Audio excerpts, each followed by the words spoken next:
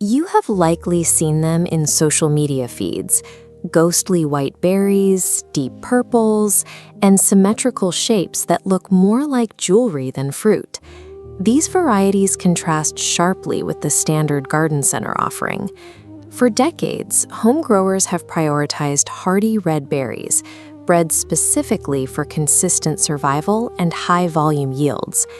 Now, specialized seeds and bare root shipping have made global genetics more accessible, allowing home gardeners to attempt varieties once confined to specific regions. The motivation to grow your own becomes clear at the market. Premium specialty fruit often carries a massive price tag, making a single carton of imported berries a significant investment. Moving into these rare varieties requires a shift in mindset. You are moving away from the predictability of commercial farming and entering a space where the plant's biological needs are much more specific. The decision to plant these varieties rests on whether their specific aesthetic and flavor profiles can offset the physiological constraints we're about to examine. This chart shows where a standard grocery strawberry sits. It's a reliable baseline, requiring low relative effort for a predictable, high-volume payoff. Introducing rare genetics pushes the data points toward the top right quadrant. Here, uniqueness and cultivation difficulty rise in tandem. Entering this quadrant is risky for the unprepared, as the rare label covers plants with widely different and often contradictory environmental requirements. To find the right fit, we need to evaluate the technical trade-offs across the three main categories of specialty strawberries: space, climate, and yield. Our first category is the color mutants, typically represented by the popular white pineberry. We will use this comparison matrix to measure each category against its space requirements, climate sensitivity, and yield to flavor ratio. Pine berries have a specific biological limitation. They cannot self-pollinate effectively.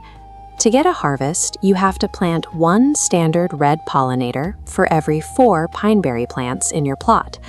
A successful crop yields a white berry with a distinct pineapple-like acidity, but the total volume of fruit is significantly lower than a standard red harvest.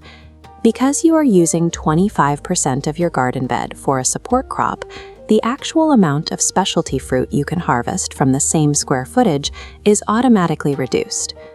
Category 2 consists of the wild heirlooms, specifically the alpine varieties.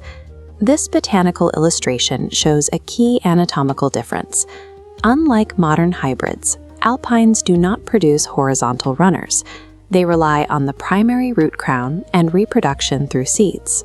This means starting from tiny seeds, managing a slow germination period, and protecting the delicate crowns from midsummer heat.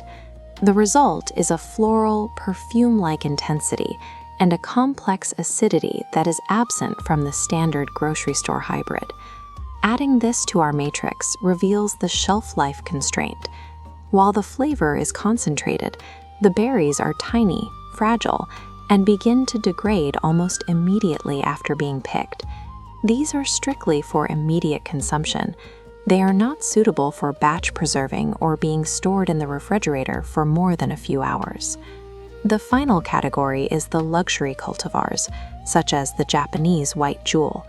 These are engineered for massive size and pristine symmetry. Achieving this level of perfection requires a controlled environment. This glasshouse structure allows for the rigorous management of humidity, temperature, and light exposure. The daily maintenance is high touch. Growers must use precise nutrient dosing and prune away competing blossoms to force the plant's energy into a few select fruits. This intervention creates an exceptionally high Brix level, concentrating sugars to a degree rarely found in outdoor-grown varieties. On our matrix, these cultivars max out the climate and space requirements, producing very few fruits per plant in exchange for that extreme flavor profile. The technical overhead and hours of daily pruning required mean these varieties demand commercial-grade management, placing them beyond the scope of a standard seasonal garden. Rare strawberries are not a direct substitute for a daily fruit supply.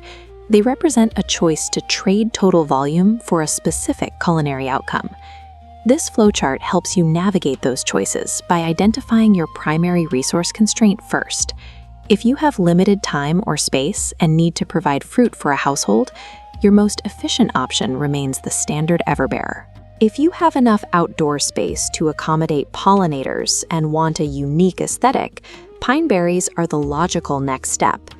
If you can maintain high-end infrastructure and prioritize flavor complexity and aesthetics above all else, look toward luxury cultivars or alpines.